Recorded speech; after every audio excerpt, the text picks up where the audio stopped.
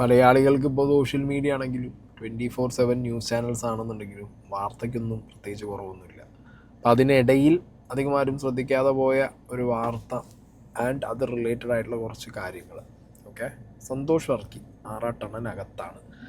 ആറാട്ടണ്ണൻ്റെ ഒരു സ്റ്റാറ്റസ് എന്താണെന്ന് വെച്ച് കഴിഞ്ഞാൽ ബെയില് കിട്ടുമോ ഇല്ലേ എന്നുള്ളതിനെക്കുറിച്ച് ഒരു ഉറപ്പുമില്ല. ഇന്നിപ്പോൾ ഒഴിവാണ് കോടതി. ഇന്നലെ പോലീസ് റിപ്പോർട്ട് കൊടുത്തതിൽ ഇതിനു മുമ്പ് ആറാട്ടണ്ണൻ ഒരു കേസ് ഉണ്ടായിരുന്നു. ആ കേസും കൂടി അവർ അറ്റാച്ച് ചെയ്തിട്ടാണ് റിപ്പോർട്ട് കൊടുത്തതെന്നുള്ളതാണ് വക്കീലിനോട് ചോദിച്ചപ്പോൾ മനസ്സിലായത്. സോ ഇച്ചിരി കോംപ്ലിക്കേറ്റഡ് ആണ് കാര്യങ്ങൾ.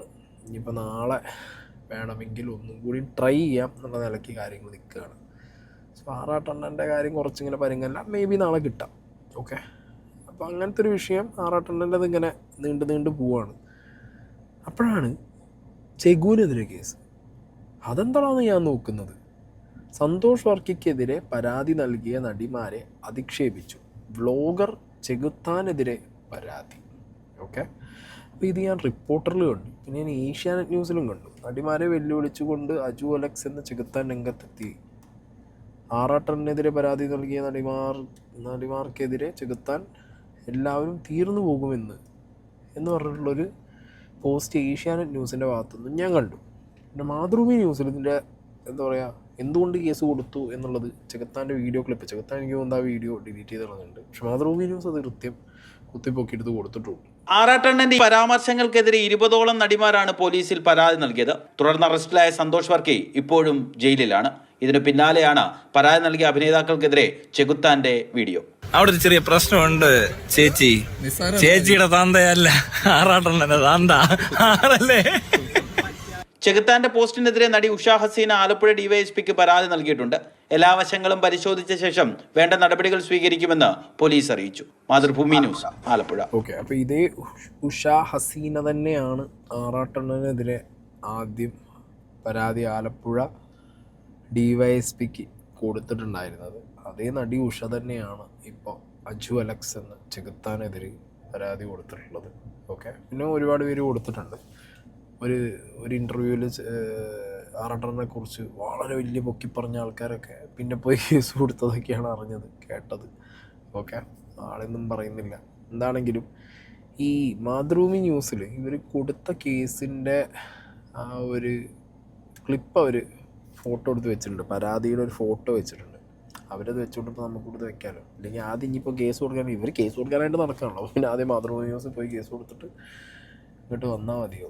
ആറാട്ടണ്ണൻ എന്നറിയപ്പെടുന്ന സന്തോഷ് വർക്കിയുടെ ഫേസ്ബുക്ക് പേജിൽ മലയാള സിനിമാ നടിമാർ മിക്കവരും പരാമർശത്തിനെതിരെ 24/2/2025 ഞാൻ പരാതി നൽകിയിരുന്നു. അന്നേ ദിവസം തന്നെ എറണാകുളം സിറ്റി പോലീസ് കമ്മീഷണർക്കും തിരുവനന്തപുരത്തെ DGPക്കും 20ഓളം നടിമാർ സന്തോഷ് വർക്കിക്കെതിരെ പരാതി നൽകി കൊടുത്തതിൻ്റെ അടിസ്ഥാനത്തിൽ എറണാകുളം സെൻട്രൽ പോലീസ് അറസ്റ്റ് ചെയ്ത് റിമാൻഡ് ചെയ്യുകയും ചെയ്തു. എന്നാൽ ഇതിനുശേഷം ചെകുത്താൻ എന്ന് സോഷ്യൽ മീഡിയയിൽ അറിയപ്പെടുന്ന വ്യക്തി അയാളുടെ ഫേസ്ബുക്ക് പേജിൽ ആറാട്ടനെതിരെ പരാതി കൊടുത്ത നടിമാരെ ഓരോരുത്തരെ 1, 2, 3 എണ്ണി തകർത്തു കളയുമെന്നും പരാതി കൊടുത്ത നടിമാർ ഇതിലും നല്ലത് മരണമായിരുന്നു എന്ന് വിചാരിക്കുന്ന തരത്തിൽ കത്തിക്കുമെന്ന് രീതിയിലുള്ള പരാമർശം ഭീഷണിയും മുഴക്കിയിരുന്നു. സമൂഹമാധ്യമങ്ങളിൽ മുഴക്കിയ ഈ ഭീഷണി അങ്ങ് ബീഹാറിലോ ഗുജറാത്തിലോ അല്ല, ശക്തമായ ഇടതു മുന്നണിയുള്ള ശക്തവും ഇച്ഛാശക്തിയുമുള്ള ഒരു മുഖ്യമന്ത്രിയും മികവുറ്റ പ്രജ്ഞമായ അങ്ങനെ സംവിധാനമുള്ള കേരളത്തിൽ ഇതെന്താ പറയുക, ഞാൻ ഈ സാധനം ഇങ്ങനെ വലുതാക്കിയിട്ട് പിന്നെ HD ആക്കി ഓരോ സാധനം പോയിക്കണം. ഇത്തരത്തിൽ പ്രതികരിക്കുന്ന സ്ത്രീകൾക്കെതിരെയുള്ള ഭീഷണിയും വെല്ലുവിളികളുമാണ് സാമൂഹ്യ മാധ്യമങ്ങളിലൂടെ നടത്തിയിരുന്നത്. സ്ത്രീകൾക്കെതിരെയുള്ള എല്ലാ തരത്തിലുള്ള അതിക്രമങ്ങൾക്കുമെതിരായ കേരള സർക്കാരും കേരള പോലീസും ശക്തമായ നടപടികളും സ്വീകരിച്ച് ഇന്ത്യ മഹാരാജ്യത്ത് തന്നെ കേരള സംസ്ഥാനം മാതൃകയായിട്ടുള്ളതാണ്. പ്രതികരിക്കുന്ന സ്ത്രീകളോട് നിശബ്ദരാക്കാനുള്ള ശ്രമമാണ് ഇവിടെ നടക്കുന്നത് എന്നൊക്കെ പറഞ്ഞിട്ട് ഒരു ഡീറ്റെയിൽ സാധനം ഇവർ എഴുതി കൊടുത്തിട്ടുണ്ട്. ഇതിനകത്ത് എന്താണെങ്കിലും മുഖ്യമന്ത്രിനെ പുകഴ്ത്തിയിട്ടുണ്ട്, കേരള പോലീസിനെ പുകഴ്ത്തിയിട്ടുണ്ട്. ഓക്കെ, കൂട്ടത്തിൽ ഇടതുഭരണം അതും എടുത്ത് പറഞ്ഞിട്ടുണ്ട്. എന്താണെങ്കിലും കുറച്ച് പൊക്കിപ്പറച്ചിലൊക്കെ ഉള്ളതുകൊണ്ട് ഇവിടുത്തെ പല പോലീസുകാരും പിന്നെ ഇവിടുത്തെ പാർട്ടിക്കാരും അത്യാവശ്യം പൊക്കിപ്പറഞ്ഞാൽ, അതും സിനിമാക്കാർ പൊക്കിപ്പറഞ്ഞാൽ വീഴുന്ന കുറച്ച് ഓഫീസേഴ്സും കുറച്ച് പാർട്ടിക്കാരുള്ളത് കൊണ്ട് സിനിമാക്കാർക്ക് ഇങ്ങനത്തെയൊക്കെ എല്ലാ പരിപാടിയും പൊക്കിപ്പറഞ്ഞ് നടപ്പിലാക്കാന്നുള്ളൊരു പരിപാടിയുണ്ട്. കുറച്ചുകൂടി പൊക്കി അടിച്ചാൽ മതി, സോപ്പിട്ടാൽ പരിപാടി നടക്കും. ഒന്നിങ്ങനെ പൊക്കിപ്പറഞ്ഞ പരിപാടി നടക്കും. അതിനുള്ള സംഗതികളൊക്കെ ഞാൻ ഈ വീഡിയോയിൽ അങ്ങോട്ട് കുറച്ചുകൂടി മുമ്പ് ഞാൻ കാണിച്ചു തരാം. അപ്പം എന്താണെങ്കിലും ഇങ്ങനത്തെ ഒരു പരാതി പോയിട്ടുണ്ട്. ആ പരാതിയുടെ അടിസ്ഥാനത്തിൽ തന്നെയാണ് ഈ പറഞ്ഞ ചെഗുവിനെതിരെ ഇപ്പോൾ ഒരു കേസായിട്ടുള്ളത്. അപ്പോൾ കേസായി, വിഷയമായി. ഇപ്പോൾ ചെഗുവിൻ്റെ ഒരു വീഡിയോ വന്നിട്ടുണ്ടായിരുന്നു. ഓക്കെ, അത് ഈ കേസാകുന്നതിന് മുമ്പാണ് തോന്നുന്നു ചെഗു ഇങ്ങനെ ഒരു വീഡിയോ ഇട്ടുള്ളത്. ചെഗു താമസിക്കുന്ന ഫ്ലാറ്റിലൊക്കെ മഫ്തിയിൽ എക്സൈസ് ആണോ പോലീസാണോ എന്നറിയില്ല, എന്തായാലും ആരൊക്കെയോ ചെഗുവിനെ തപ്പി കയറി ഇറങ്ങി നടക്കുന്നുണ്ടെന്നുള്ളത്. രാത്രിയിൽ ഒരു 10-12 മണിയായെന്ന് തോന്നുന്നു. 12-1 മണിയാണ്ടായപ്പോ കഥയെ ഭയങ്കര കൊട്ട്. ഞാൻ ചെന്ന് പറഞ്ഞപ്പോ അവര് പോലീസുകാർ, ഒരാള് പോലീസ് വേഷത്തിലാ, പിന്നെ വേറെ 2-3 മഫ്തിയിൽ സ്ക്വാഡാണെന്നോ എന്തോ പറഞ്ഞിട്ട് ഒരാളുടെ ഫോട്ടോ കാണിച്ചു. അപ്പൊ ആ പയ്യനെ കണ്ടിട്ടുള്ള നമ്മളവിടെ ബിൽഡിങ്ങിലൊക്കെ വന്നിട്ട് കണ്ടിട്ടുണ്ട് ഞാൻ. അപ്പൊ ഞാൻ കണ്ടിട്ടുണ്ട്. അതുകൊണ്ട് ഇയാളെ MDMA കേസിൽ MDMA ആയിട്ട് എന്തോ പിടിച്ചെന്നോ എന്തോ പറഞ്ഞു. എന്തോ കേസൊന്നും എനിക്കറിയത്തില്ല. അതുകൊണ്ട് ഞാൻ ഓക്കെ അതിന്. അപ്പോൾ നമ്മൾ ഈ ബിൽഡിങ്ങിലാണ് പുള്ളി വരുന്നത് ഇടയ്ക്കിടയ്ക്ക്. അപ്പൊ എല്ലാ റൂമിലും സെർച്ച് ചെയ്യുക, ഇവിടെയൊക്കെ ബാക്കി MDMA ഇരിപ്പുണ്ടോ എന്നൊക്കെ പറഞ്ഞ് എന്തൊക്കെയോ പറയുന്നു. ഇങ്ങനെ ഒരു കാര്യം പറഞ്ഞിട്ട് എന്നോട് ചോദിച്ചു ഞങ്ങൾക്ക് അകത്ത് കയറി നോക്കണമെന്നൊക്കെ പറഞ്ഞു. ഞാൻ എന്ത് നോക്കണ്ടെന്ന് നോക്കൂ എന്ന് പറഞ്ഞപ്പോൾ അകത്തോട്ട് കയറുന്നു. അവര് പറയുന്നു എന്താ, നല്ല റൂമാണല്ലോ, ഈ ബിൽഡിങ്ങിൽ ഏറ്റവും നീറ്റായിട്ട് കിടക്കുന്ന റൂം ഇതാണല്ലോ എന്നൊക്കെ പറഞ്ഞൊരു കോംപ്ലിമെന്റ് ഒക്കെ പറഞ്ഞിട്ടങ്ങ് പോയി. പക്ഷെ ഇന്ന് രാവിലെ ആയപ്പോൾ അവിടുത്തെ പിള്ളേർ പറയുന്നത് ചെകുത്താന്റെ റൂം അന്വേഷിച്ച് വന്നതാണെന്നാണ്. താഴെയൊക്കെ പറഞ്ഞു അവന്റെ റൂം എവിടെയാ, ചെകുത്താന്റെ റൂം എവിടെയെന്നൊക്കെ ചോദിച്ചു രാവിലെ ആ പിള്ളേർ പറയുന്നുണ്ട്. അപ്പൊ എന്താണെങ്കിലും ചെഗുവിനെ പണിയാൻ വേണ്ടി തന്നെ ഇറങ്ങിയ മട്ടുണ്ട്. ഇങ്ങനെയൊക്കെ വാതിൽ തുറന്നു കൊടുത്ത് നോക്കാൻ പറഞ്ഞു വിടുന്ന സീൻ എന്താ വെച്ചെങ്കിൽ പ്രോപ്പറായിട്ട് ചെക്ക് ചെയ്യാനുള്ള പേപ്പറോ കൊടുത്താപ്പൊന്നും ഇല്ല, വന്ന് ചെക്ക് ചെയ്യണമെന്നൊക്കെ പറഞ്ഞ് വിട്ട് കഴിഞ്ഞ വിഷയം എന്താ പറയുക. ഞാൻ എല്ലാവരെയും ഒന്നും പറയുന്നില്ല, ചിലരൊക്കെ ചിലതൊക്കെ വെച്ചിട്ട് പോകും, മനസ്സിലായോ? അപ്പം അത് ഒന്ന് ശ്രദ്ധിക്കുന്നത് നല്ലതായിരിക്കും.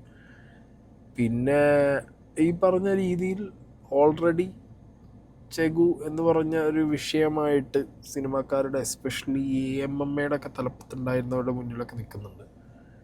ഇയാളുടെ ഈ മോഹൻലാൽ വിരോധം, മോഹൻലാലിനെതിരുള്ള ആ സ്കീമിനോടൊന്നും ഞാൻ യോജിക്കുന്നില്ല. ഓക്കെ, ചില കാര്യങ്ങളൊക്കെ പറയുന്ന സമയത്ത് ഞാൻ അങ്ങനെ ആലോചിക്കുള്ളൂ, ഇയാൾക്ക് നിർത്താനായില്ലേ, ഇത്ര കാലം ഇയാൾ ഇത് പറയാൻ തുടങ്ങിയിട്ടെന്ന് വിചാരിക്കുമെങ്കിലും ചില കാര്യങ്ങളൊക്കെ പോയിൻ്റാണ് ചെഗു പറയാറുള്ളത്. എന്താണെങ്കിലും ഇത് ഇയാൾക്ക് വെച്ചൊരു കെനീഷ് ആണോ എന്ന് എനിക്കൊരു ഡൗട്ടുണ്ട്. കാരണം ഒരു സൈഡിൽ ആറാട്ടെണ്ണനെ അങ്ങോട്ട് ആക്കി വിട്ടേ, ഞങ്ങൾക്ക് ചോദിക്കാനും പറയാൻ ആളില്ലാതെ വിചാരിച്ച് തട്ടി. ചെഗുവിന് ഓൾറെഡി ഒരു വട്ടം ഓരോന്ന് കൊട്ടി അകത്താക്കി. അതിനുള്ള എന്താ പറയുക, സോഷ്യൽ മീഡിയയിൽ നിന്നുള്ള തിരിച്ചടികളൊക്കെ അവർക്ക് കിട്ടിയിട്ടുണ്ട്. ഇനീഷ്യൽ സ്റ്റേജിൽ ഭയങ്കരമായിട്ട് ചെഗുവിനെ നാട്ടുകാരെടുത്ത് കയറ്റിയെങ്കിലും ഈ ചെഗുവിനെയും ഇവർ ഈ പറഞ്ഞ പോലെ ഇത്രയൊക്കെ ചെയ്യണമെന്നുള്ള ചോദ്യമൊക്കെ ലാസ്റ്റ് വന്നിട്ടുണ്ടായിരുന്നു. ആൻഡ് ഇപ്പോൾ വീണ്ടും ഈ പറഞ്ഞ രീതിയിൽ ഇയാൾക്കിട്ടൊരു കെനീഷ് ആരുടെ വെച്ചതെന്നുള്ളതാണ് ഇപ്പോഴത്തെ ചോദ്യം. അവിടെ വന്നവരൊക്കെ പറഞ്ഞു നിങ്ങളുടെ റൂമിലോട്ടാണല്ലോ വന്നത്. ഞാൻ എന്റെ റൂമിലോട്ടോ, അവരിവിടെ എല്ലായിടത്തും കയറുന്നുണ്ടാന്ന്. പക്ഷെ ഇവരോട് ഇപ്പൊ ഈ ചെകുത്താന്റെ റൂമിൽ പോയി ചെക്ക് ചെയ്യണം എന്ന് ആരെയും പറയുന്നതെന്ന് എനിക്കറിയത്തില്ല. കാരണം എന്റെ റൂമില് ഇതിനുള്ള സാധ്യതയില്ല. എനിക്ക് ഡസ്റ്റ് അലർജി ഉള്ള ഒരാളായതുകൊണ്ട് മുറി തൂത്തുവാരി ഇടുന്നത് കണ്ടിട്ടാണ് അവര് കൊള്ളാം നല്ല റൂമാന്ന് പറഞ്ഞു. ഞാൻ പറഞ്ഞു അവരോട് എനിക്ക് അലർജി ആയി സാധനം, അതുകൊണ്ട് തുടച്ച് തൂത്ത് ഇടാൻ പറ്റത്തുള്ളൂ, അതെപ്പോഴും അങ്ങനെ വൃത്തിയായിട്ട് കിടക്കുന്നത് അതുകൊണ്ടാന്ന് പറഞ്ഞു. പിന്നെ എനിക്ക് റൂം നോക്കി അവിടെ സീർട്ടില്ല, അല്ലെങ്കിൽ വേറെ ഒരു സാധനം അവിടെ നിന്ന് കാണത്തില്ല. നമ്മളുടെ റൂമിൽ അങ്ങനത്തെ സാധനങ്ങളില്ല. വണ്ടിയെ പോലും ഇരുന്ന് ഒരാള് സീർട്ട് വലിക്കാൻ അനുവദിക്കത്തില്ല, കാരണം അതിന്റെ ബുദ്ധിമുട്ട് വേറെ ഉള്ളത് കൊണ്ട്. മാത്രമല്ല ഇന്നലെ പനി, ചുമ, ശ്വാസം മുട്ടലൊക്കെ പിടിച്ച് കിടക്കുന്ന ഞാനാണ് എഴുന്നേറ്റ് നിൽക്കുന്നത്. ഞാൻ പറഞ്ഞു ഇവിടെ ആകെ വയ്യായിരിക്കും, അതിനിടയിലാണ് നിങ്ങൾ ഈ പറയുന്ന സാധനമൊക്കെ അടിക്കാൻ ഇച്ചിരി ബുദ്ധിമുട്ടായിരിക്കും എനിക്ക്. അത് ആരീ പറഞ്ഞു പിടിപ്പിക്കുന്നത് എനിക്കറിയത്തില്ല. വെറുതെ ഇത് വല്ല ഇനിയിപ്പോ വല്ല ചെയ്യാനുണ്ടെങ്കിൽ ഇപ്പൊ എനിക്ക് സംശയം എന്ന് പറയുന്നത്, നമ്മളിനി അവിടെയൊക്കെ മുറിക്കകത്ത് CCTV ക്യാമറ എന്ന് പറഞ്ഞ സാധനത്തിനെ പറ്റി ചോദിച്ചപ്പോ ഞാൻ ശരിക്കും പറഞ്ഞ എന്റെ കയ്യിലുണ്ട്. അപ്പൊ അത് വലിയൊരു വീഡിയോ ഫയലായിട്ട് കിടക്കുന്നത്, എനിക്ക് സ്പ്ലിറ്റ് ആക്കി എടുക്കാനുള്ള മടി കൊണ്ടാണ് ഞാൻ ഇടാത്തെ. അല്ലെങ്കിൽ കാണിച്ചു തരാം ഇവര് പറഞ്ഞതും കേൾപ്പിച്ചതൊക്കെ എന്തോന്നൊക്കെ നമുക്ക് കേൾക്കാനൊക്കെ പറ്റും. അത്രേ സംഭവിക്കുന്നേ. അപ്പൊ അവിടെ വന്ന് ചുമ്മാ കയറുന്നു, ഇങ്ങനെയൊക്കെ പറയുന്നു. അവര് പറയുന്നുണ്ട് രാത്രി ഇങ്ങനെ വന്ന് കയറിയത് ശരിയായില്ല എന്നൊക്കെ ഉള്ള രീതിയിൽ തന്നെ സംസാരിച്ചത്, മനസ്സിലായോ? പക്ഷെ ഇവര് വന്ന് അവിടെ ഇവിടെയൊക്കെ ചെന്ന് ഇങ്ങനെയൊക്കെ ചോദിച്ചെന്നുള്ള രാവിലെയാണ് ഞാൻ അറിയുന്നത്. ചെകുത്താന്റെ വീട്ടിൽ കയറിയിട്ട് എന്ത് കിട്ടാനാ? അപ്പോ ചെഗു ഒന്ന് സൂക്ഷിക്കുന്നത് നല്ലതാണ്. പിന്നെ ഇയാൾ ഈ പറഞ്ഞ പോലെ ഇയാൾക്ക് കുറച്ച് മെഡിക്കൽ കണ്ടീഷനുള്ളൊരു വ്യക്തിയാണെന്നുള്ളത് എനിക്ക് പേഴ്സണലി അറിയാം. അപ്പം അങ്ങനെയുള്ള വ്യക്തി ആയതുകൊണ്ട് ഞാനൊട്ടും പ്രതീക്ഷിക്കുന്നില്ല ഇയാളിപ്പോൾ ഈ പറഞ്ഞ പരിപാടികൾ അല്ലെങ്കിൽ ഈ പറഞ്ഞ സ്കീമിൽ പെടുന്ന ഒരാളാണെന്നുള്ളത്. ഞാൻ പേഴ്സണലി, കാരണം അയാളുടെ ഒരു സീൻ വെച്ചിട്ട് അയാൾക്കത് ചെയ്യാൻ പറ്റില്ല. പിന്നെ അത് ചെയ്യാത്ത ഒരാളല്ല എന്നുള്ളത് ചെഗുവിൻ്റെ പല സത്യം പറഞ്ഞിട്ടുണ്ട്. പല സമയങ്ങളിലായിട്ട് പണ്ടൊക്കെ കുറച്ച് സാധനങ്ങളൊക്കെ ചെയ്തിട്ടുണ്ട് എന്നൊക്കെ അയാൾ തന്നെ പറഞ്ഞിട്ടുണ്ട്. പക്ഷേ ഇപ്പോഴത്തെ സ്കീമിൽ I don't think so. Because അയാൾ അങ്ങനെ ഒരു മെഡിക്കൽ കണ്ടീഷനും സീനൊക്കെ ഉള്ളൊരു മനുഷ്യനാണ്. പിന്നെ അയാൾക്ക് അറിയണേ ഏത് വഴിക്ക് വള്ളി വരും, ഏതൊക്കെ വഴിക്ക് ഇപ്പോൾ അയാളെ പോട്ട് കൊടുത്ത് പിടിക്കാൻ ആൾക്കാരുണ്ട് എന്നുള്ളതിനെ കുറിച്ചൊക്കെ ഒരു മിനിമം ധാരണയുള്ളൊരു മനുഷ്യനാണ് ഈ ചെകുത്താൻ എന്ന് പറയുന്നത്. അത് കാരണം ഒരു കേസിലകത്ത് പോയതോടുകൂടി അയാൾ പഠിച്ചത്. അപ്പോൾ എന്താണെങ്കിലും നാളെ മറ്റന്നാളോ അല്ലെങ്കിൽ വരാൻ ദിവസം ഇനിയിപ്പോൾ ഇയാൾക്കാണ് ഇവർ വര വെച്ചിട്ടുള്ളതെന്നുണ്ടെങ്കിൽ ഈ പറഞ്ഞ രീതിയിൽ സിസ്റ്റം എങ്ങനെയും വളയും. മനസ്സിലായോ? അപ്പോൾ ഒരു വേടനെ പോലുള്ള സപ്പോർട്ടോ കാര്യങ്ങളോ അല്ലെങ്കിൽ സിസ്റ്റം വളഞ്ഞ് ഫ്രെയിം ചെയ്തുള്ളൊരു പിടുത്തം നടന്നാലൊന്നും ഇവർക്കൊന്നും കിട്ടാൻ പോകുന്നില്ല.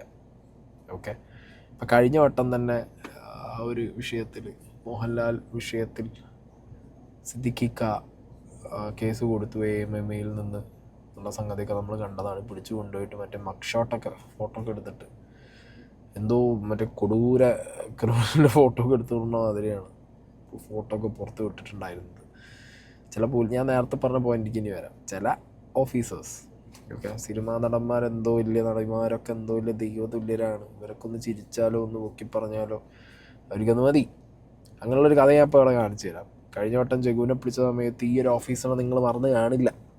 നമ്മുടെ പ്രിയപ്പെട്ട മോഹൻലാൽ പറഞ്ഞു അദ്ദേഹത്തിനോട്, അതായത് അദ്ദേഹത്തിനെ പറഞ്ഞതിനകത്ത് അദ്ദേഹത്തിന് വിഷമമില്ല, അത് പറഞ്ഞോട്ടെ, എന്നെ എന്ത് വേണമെങ്കിലും പറഞ്ഞോട്ടെ. പക്ഷേ അദ്ദേഹം ഇന്ത്യൻ ടെറിട്ടോറിയൽ ആർമിയെക്കുറിച്ച് പറഞ്ഞതിനകത്താണ് അദ്ദേഹത്തിന് ഭയങ്കര വിഷമം ഉണ്ടായത്.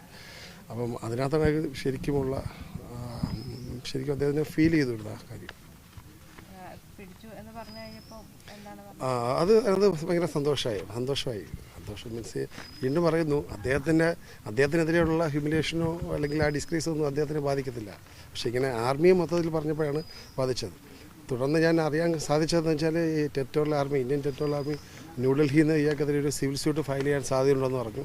അല്ല, സിനിമ ലോകത്ത് നിന്ന് ഇദ്ദേഹത്തിനെതിരെ മാനനഷ്ടത്തിന് കേസ് കൊടുക്കുന്നുണ്ടെന്നാണ് ഞാൻ അറിഞ്ഞത്. ഇത് ബാക്കിയുള്ള തുടർന്നുള്ള അന്വേഷണങ്ങളായിട്ട് മുന്നോട്ട് പോകും. വേറെ സ്റ്റേറ്റ്മെൻറ്റ് എടുക്കാനുണ്ട്. ഈ CIനെ നിങ്ങൾ ഓർക്കുന്നുണ്ടോ? ലാലേട്ടൻ സിദ്ദിഖിക്ക എന്നൊക്കെ പറഞ്ഞ് ചെഗുവിൻ്റെ ചെഗുവിനെ തെളിവെടുപ്പിന് കൊണ്ടുപോലും തിരിച്ച് മീഡിയൻ്റെ മുന്നിൽ വന്നിട്ട് അങ്ങനെ ഈ സംഗതികളൊക്കെ പറഞ്ഞു പോകുന്ന ഓഫീസർ CI ആണ് ആളൊരു കൊടൂര ഭക്തനാണ്. ഭക്തൻ എന്ന് പറയുമ്പോൾ നിങ്ങൾ വിചാരിക്കും ചിലപ്പോൾ അയ്യപ്പ ഭക്തനോ ശിവഭക്തനോ അങ്ങനെയൊക്കെയാവും നിങ്ങൾ വിചാരിക്കുന്നു. അല്ല, ലാലേട്ടൻ ഭക്തനാണ്. ഈ ന്യൂസ് കൊണ്ട് നിങ്ങൾ എന്നൊക്കെയാണ്.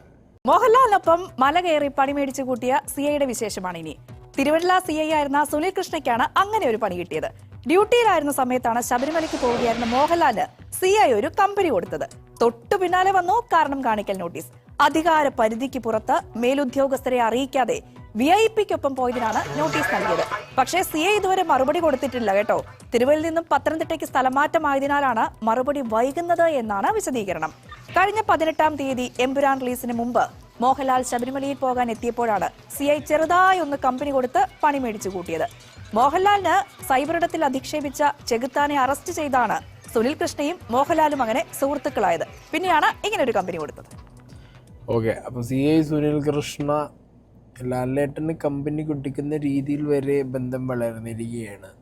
ഇത് ഒരു ചെകുത്താനെ പിടിച്ചുകൊണ്ട് ചെഗു അപ്പോൾ ആരുടെ ചെഗു ഇപ്പോൾ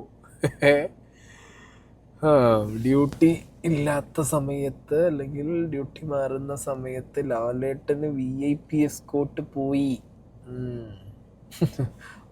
ഒത്തിരി ഫ്രണ്ട്ഷിപ്പൊക്കെ നമ്മൾ കണ്ടിട്ടുള്ളതാണ്. ഈ വിഷ്വൽസ് നിങ്ങളൊക്കെ കണ്ടിട്ടുണ്ടാവും. എമ്പുരാൻ റിലീസിന് മുന്നേ ലാലേട്ടൻ ശബരിമല പോയപ്പോൾ ഇയാൾ എട്ടാൻ വല്ലം നോക്കാതെ അവിടെ നിന്ന് സെക്യൂരിറ്റി പണി എടുക്കുകയായിരുന്നു. നമ്മളൊക്കെ കാശിന്, നമ്മുടെയൊക്കെ ടാക്സിന് പോലീസ് ഓഫീസറായി ശമ്പളം വാങ്ങുന്ന ഇദ്ദേഹം, അതിനിപ്പോൾ ലാലേട്ടൻ സ്പെഷ്യലായിട്ട് ഇയാൾക്ക് മാത്രം ഇനി ആരുടെ ശമ്പളം കിട്ടാൻ പൈസ കൊടുക്കലുണ്ടോയെന്ന് അറിയില്ല. എന്താണെങ്കിലും പോലീസ് ഓഫീസർ എന്ന് പറഞ്ഞിട്ട് ഇവിടെ പ്രൊട്ടക്ഷൻ തന്നെ നമുക്കൊക്കെയാണ്. അല്ലാതെ ഈ VIP-കൾക്കും VIP-ക്കും ഒക്കെ എക്സ്ട്രാ ടൈം പണിയെടുത്ത് ഇനി പറയാൻ പറ്റില്ല കേട്ടോ. ചിലപ്പോൾ എക്സ്ട്രാ ടൈം ജോലി എടുക്കുന്നതിന് വല്ല ലാലേട്ടൻ വല്ല ടിപ്സും കൊടുക്കുന്നുണ്ടെങ്കിൽ ഇതൊക്കെയാണ് ഇവിടുത്തെ ചില ഓഫീസർമാരുടെ വിഷയം. ചെഗുവിൻ്റെ കേസിൽ ഇങ്ങനെ സംഗതി ഉള്ളത് ഞാൻ നിങ്ങളൊന്ന് അറിയിച്ചു എന്നേ ഉള്ളൂ. കാരണം ആ സമയത്ത് ഇതേപോലെ ഈ ഒരു ഓഫീസറിൻ്റെ അതൊക്കെ ഭയങ്കര വൈറലായിരുന്നു വീഡിയോസൊക്കെ. ഇപ്പം ഈ ലേറ്റർ ഓൺ ഈ സാധനം കണ്ടപ്പോഴാണ് ഞാനും ആലോചിച്ചത്, കൊടുങ്ങൂര് ലാലേട്ടൻ ഭക്തനായിരുന്നു, വെറുതെ അല്ല എത്രത്തോളം ശുഷ്കാന്തി എന്നുള്ളത്. ഇപ്പം എന്താണെങ്കിലും ഇങ്ങനത്തെയൊക്കെ ഓഫീസേഴ്സ് ഉള്ള ഒരു നാടാണ് നമ്മളത്.